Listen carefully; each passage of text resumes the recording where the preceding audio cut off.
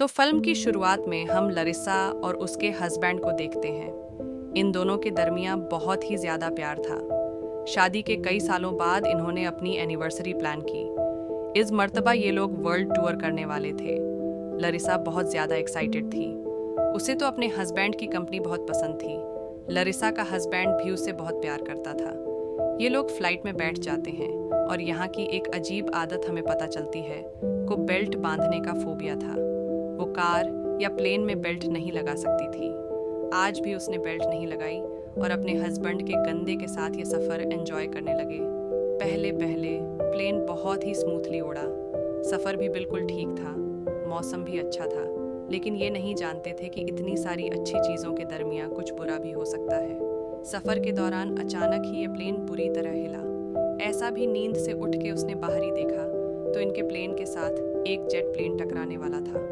इससे पहले लेविसा कुछ सोच पाती, दूसरा प्लेन उनके प्लेन से टकरा के 2 हिस्सों में हो जाता है। उस प्लेन के साथ साथ इनके प्लेन का इंजन भी तबाह हो गया। उसमें आग लग गई और प्लेन से डीनमेज होने लगा। प्लेन का प्रेशर भी खराब हो चुका था। प्लेन में मौजूद एयर होस्टेस भी उड़ने लगी। क्योंकि लरिसा ने भी सीट बेल्ट नहीं बांधी थी, इसलिए वो भी हवा के दबाव में उड़ते हुए वहां से दूर जा गिरी। हालांकि उसने अपने हाथ पांव मारे गए अपने आप को स्टेबल करने की भी कोशिश की, लेकिन सब नाकाम था। बहुत जोर लगाने पर उसने बहुत ही मुश्किलों से इस टूटते प्लेन की एक सीट को थाम लिया। इस टाइम में एरिसा बुरी तरह घबराई हुई थी।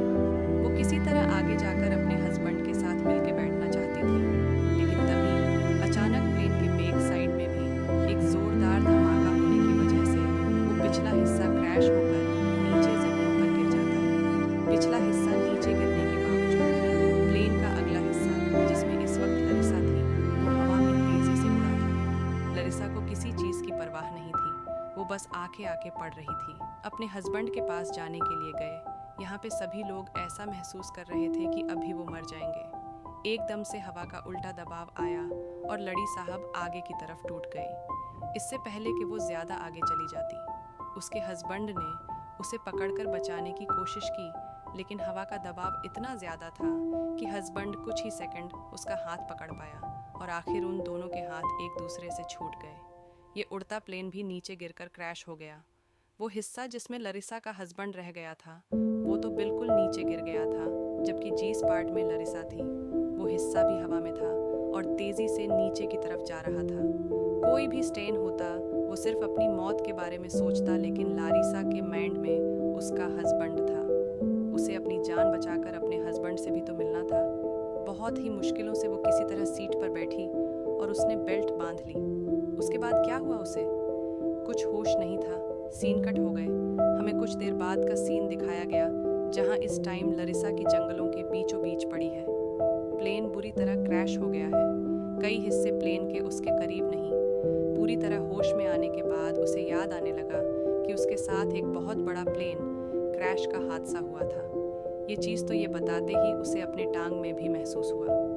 उसने जब नीचे देखा तो उसकी ढंग की बुरी हालत थी। एक बहुत बड़ा लोहे का रॉड उसकी टांग में टैब हुआ था और ये सच भी बहुत क्रीपी सीन है। ये चीज़ तो ये बताते ही उसे अपने टांग में भी महसूस हुआ। उसने जब नीचे देखा तो उसकी ढंग की बुरी हालत थी। एक बहुत बड़ा लोहे का रॉड उसकी टांग में टैब हुआ था और ये सच भी बहुत क्रीपी सीन है। उसकी टैंक की हालत इतनी बुरी है कि देखी नहीं जा रही है। रीसा को भी पता है कि वो इस हालत के साथ चल नहीं सकती।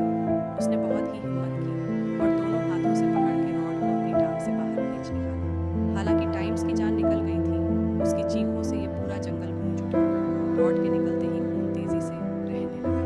खून को रोकने के लिए उसने अपनी स्कर्ट फाड़ी और पट्टी कर ली, लेकिन इतनी सी पट्टी भी उसके बहते खून को कंट्रोल नहीं कर पा रही थी।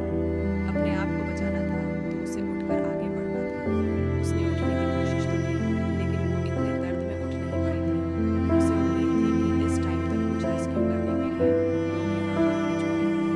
इसीलिए उसने जोर जोर से मदद के लिए आवाज़ लगाना शुरू की, लेकिन बदकिस्मती से यहाँ तक अभी कोई नहीं पहुँचा।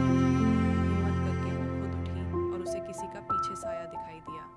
करीब जाकर उसने देखा तो वहाँ पे एक लड़की थी, जिसको देखकर उसकी उम्मीद बंधी, लेकिन पास जाकर जैसे ही उसने इस लड़की को छुआ तो वो मर चुकी थी।